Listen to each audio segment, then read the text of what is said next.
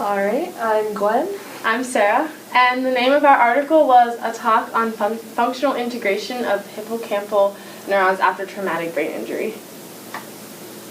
And so a little introduction about traumatic brain injury. It's classified as any sort of brain damage that results usually from a blow to the head, and this often results in some sort of hippocampal neurogenesis. And the interesting thing about hippocampal neurogenesis is that it actually occurs throughout the adult life, and this can be influenced by both environmental influences and also neurological influences. And some example of environmental influences include learning, exercise, or some sort of stimulating environment, whereas neurological influences can be anything from TBI to seizures and hypoxia. And so the main purpose of this article was kind of to look at what happens after traumatic brain injury, especially in regards with these hippocampal neurons that are being generated. And the authors wanted to look at whether these neurons could be functionally integrated into the hippocampal circuit and if they're able to maintain functionality after TBI.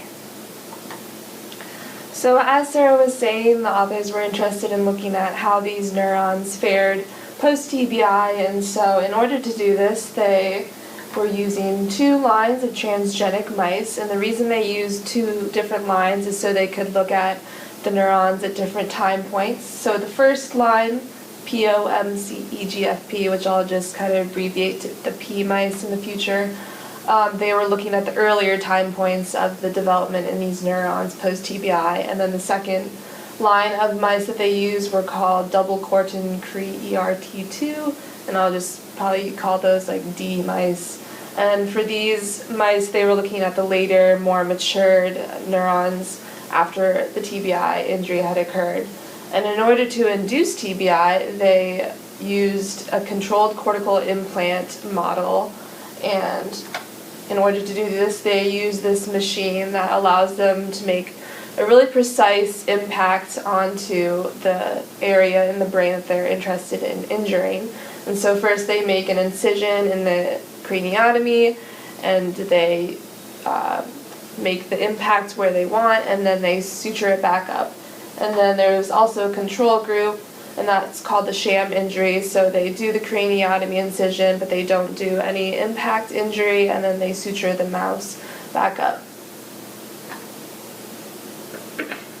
And then as far as labeling the neurons post-TBI, they used 2 different markers, which were the bromodeoxyuridine and the tamoxifen.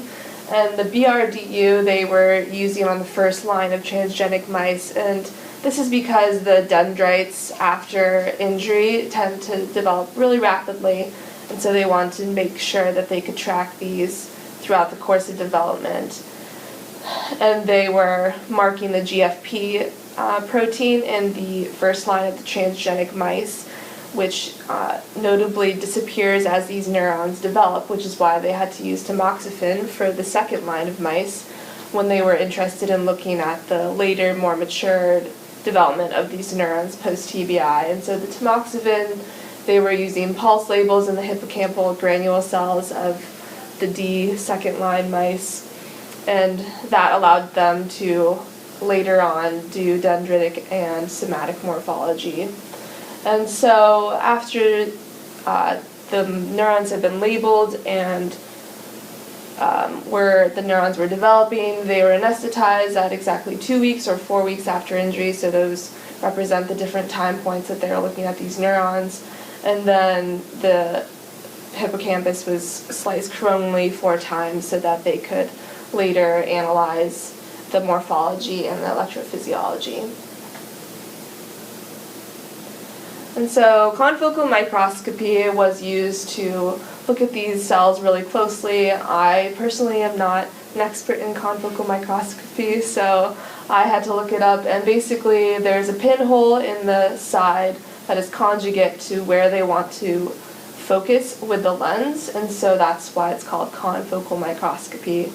And they were able to look at these cells really closely and all the characteristics of the cells, so the dendritic morphology as far as angle between the dendrites, the distance of the total dendrites, and the spine density and how far they had migrated.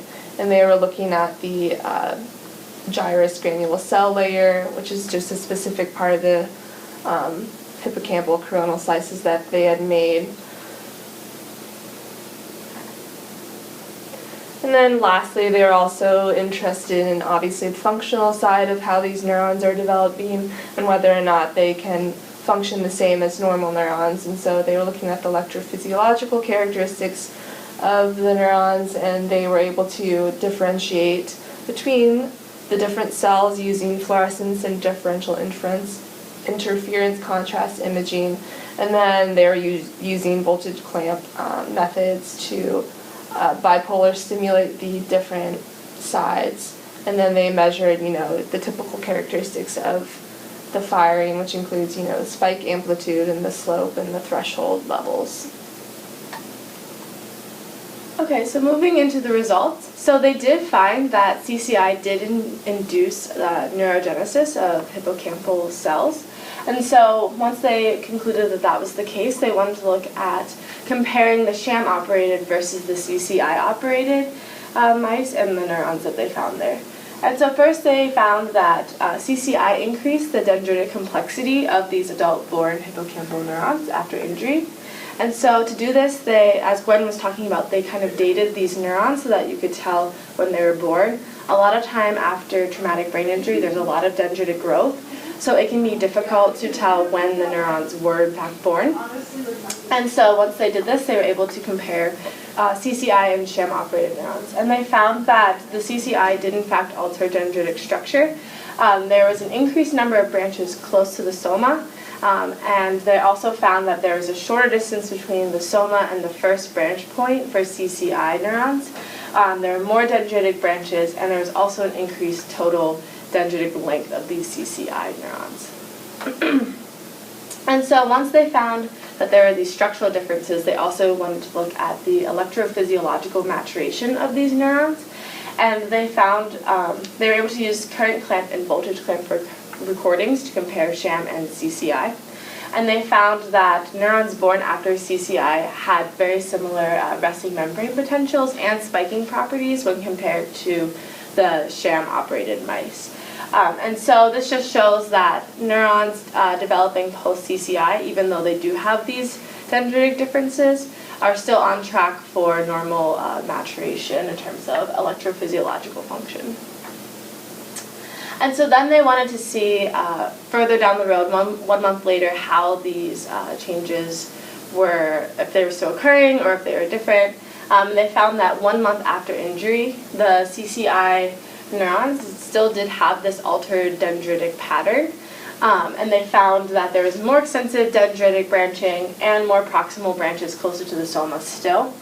And they also found that they were farther from the soma, and the sham mice were still farther from the soma when compared to the CCI.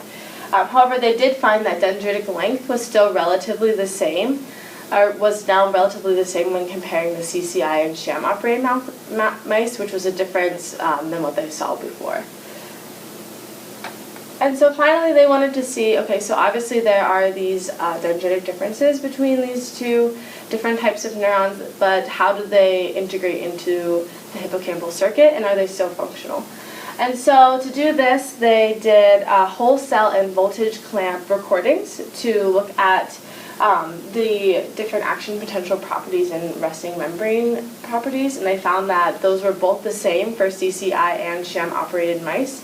They also wanted to look at the synaptic integration of cells born after CCI, and so they wanted to examine EPSPs and IPSPs between sham-operated and CCI-operated mice. And they found that the amplitude and frequency of both EPSPs and IPSPs were very similar between the sham and CCI-operated mice. And so this just shows that despite these morphological abnormalities in the CCI-operated mice, they were still able to integrate fully into the hippocampal circuit and maintain a functionality that was very similar to the sham-operated mice. So we just went through a lot of results because there was a lot of methods that were used, so what does it all mean? In the end, they learned that these cells not only survive post-TBI, but they're able to become integrated into the network of neurons that already exist, and they are able to function at a similar level as, neurons that have not been injured. And although there were changes in the migration pattern and dendritic development, these changes didn't necessarily make them dissimilar to normal neurons. There are similarities and dissimilarities, and in addition, there are similarities between these neurons and other types of brain injuries, such as stroke and hypoxia and cortical lesions. And so given the positive association between neurogenesis and learning, these results kind of have large implications for possible therapies for restoring cognitive function post-TBI, and it's definitely something that they need to look into more.